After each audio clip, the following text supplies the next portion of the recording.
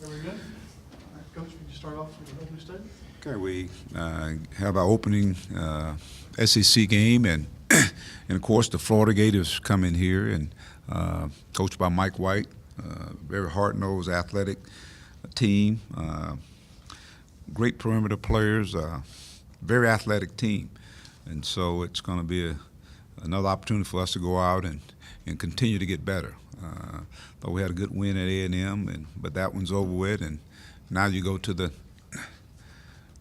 next game, and it's a race. We call it, everyone start off 0-0, and we got the first game out of the way. Now we go play against a Florida team that's really balanced scoring.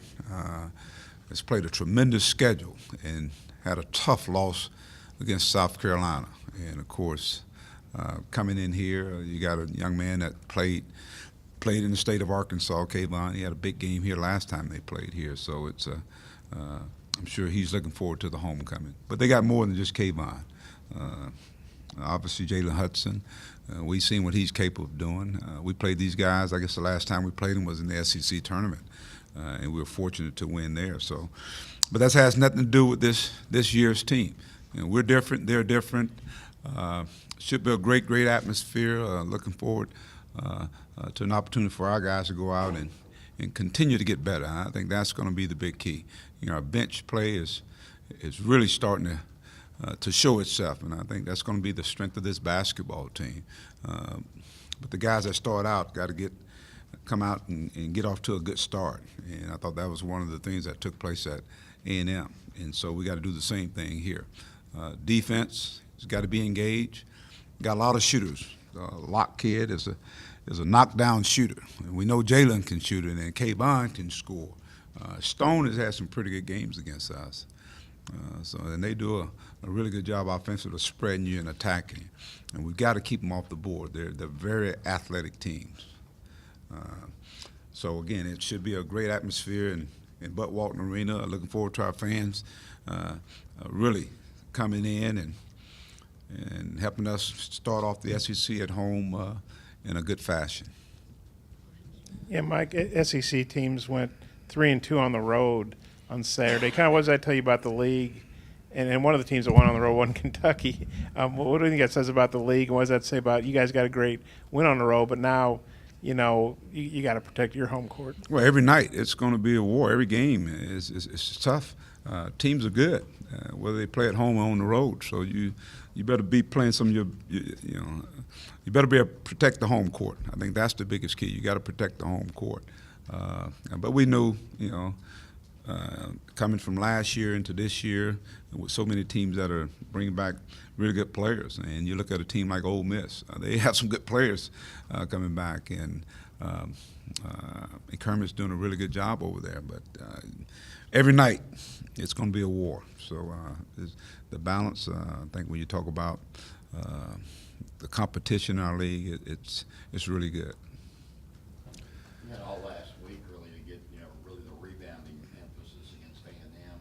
Kind of, is that something you think y'all can continue to emphasize with that same record? Hey, we emphasize it. Trust me, we do emphasize it. Okay, it ain't like we just did it last week, but I think it's something that we really made sure our guys understood the sense of urgency when you get to conference play. There are going to be a lot of missed shots because teams are so familiar with it. Defenses are going to be better, but the ending part of defense is really getting in there and putting bodies on people.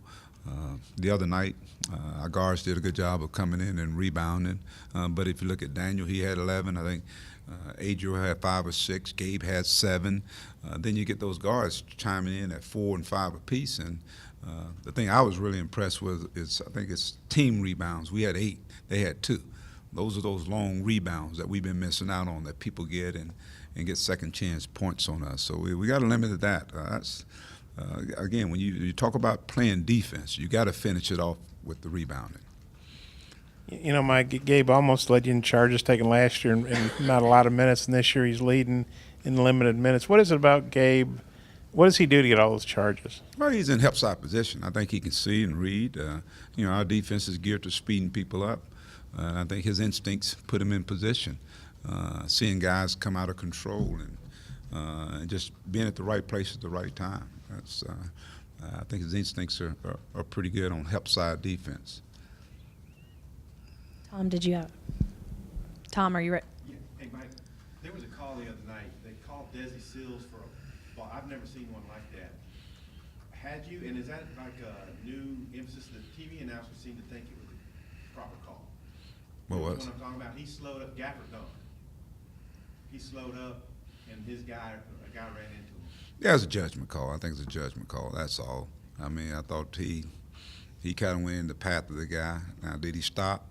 You know, that's up to that official. He probably thought he probably stopped and choose the guy's, you know, path going towards Daniel. But you know, it's. I think it was a judgment call, and they made the call they thought they deemed was the right call.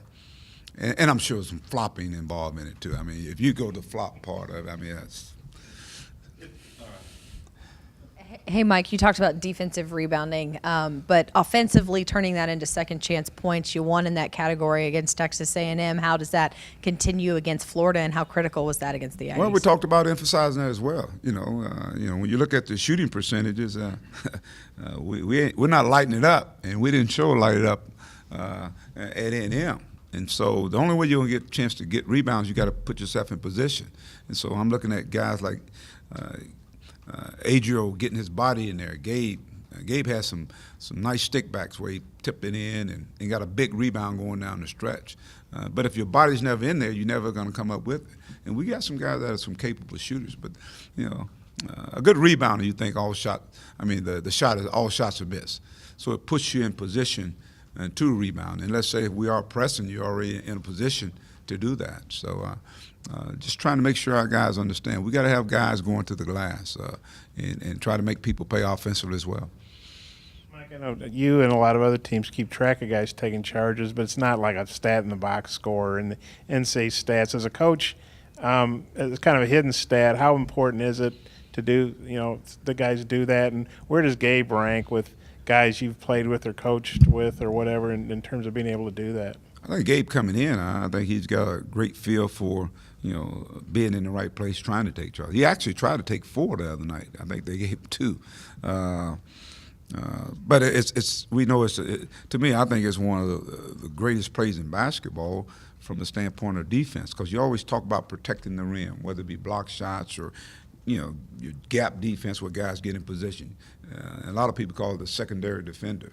A lot of guys get out of control. But it puts a personal foul, team foul. It's a turnover, and it gives you the opportunity to get the basketball. And just think, if you get a couple on one of the key guys, which is a point guard, that adds up. That's a big play. It's one of the few plays in basketball that all those things take place. And I think, for us, it's real important, because if we're extending the floor, trying to get people out of control, putting the ball in bad ballers' hand, getting the guards out of control where they think they got something there, but all of a sudden it closes in. I think it's I put a lot of value in it. Giving up your body, I mean, sacrificing. Yeah, it's sacrificing. It's got to hurt. You're going. It's the kamikaze effect. I mean, you sacrifice it for the team, and I love guys who do that. I was one of those guys when I played. I used to take charges. I like to win, and so when you get a lot of those guys, man, I tell you what, it makes people a little leery about attacking and being out of control. How much patience you had to have, like with Jalen with the three-point shooting, you were struggling, or even the other day when Mason missed his first 7 and then got hot? It's not necessarily patience, because I see what these guys do in practice. Take good shots. I always say take good shots, and if you're not making them, obviously you can do some other things, and until you can get it going. So it was, if you look at that game, Isaiah, Mason, Jalen, all those guys had some great open look shots. Desi, he knocked his down, even Keyshawn. And so, but you got to have the confidence to keep shooting it. And of course, if you keep missing, then obviously we got to do some other things, like get the ball inside or get to the free throw line. But no, I got confidence in those guys, because I see them in practice every day. I see those guys putting time in with their game. I mean, they put a lot of time in on the game. So, but it was good to see. That was their first conference game on the road. I mean, again, the senses of urgency. You can understand the nervousness that some of them had. So maybe those misses was a way of getting it out of their system, and hopefully we'll see more shots go in. Is Mike, going back through your coaching career, do you have a comparison, I guess, for Jalen in terms of his speed and I guess the way he takes care of the ball? I know you mentioned, I think, Kareem Reed during the summer. Kareem comes to mind. I think Kareem. If you think about Jabril and I think his last year he was really good with the basketball. Had a kid, Sweeky Johnson. He was really good with the basketball. Lee Mayberry. I mean, Lee Mayberry went, 10, 12 games where he didn't have a turnover. So that tells you they take pride in valuing the basketball and getting other guys involved. I guess this new point guard, Nemhard, I'm not sure if I'm saying his name right, number 2.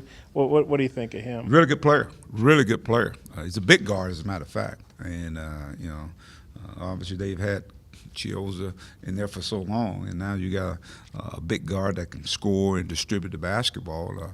He's really crafty with the basketball, and he gets those other guys involved. Good player. I mean, he's already got 76 assists on the year. I think his stats are like 3-to-1. His assist to turnover is 3-to-1, and I'm sure they're important to him, important to their basketball team.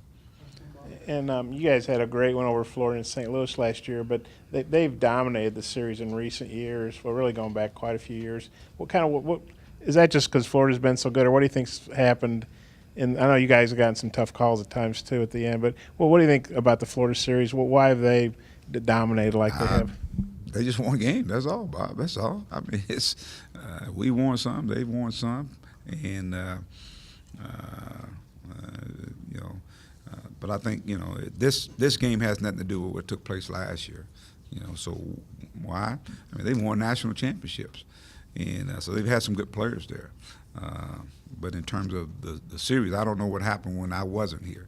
But since I've been here, obviously, as we were building and getting our players in here, I think the games we played them, they've been right there.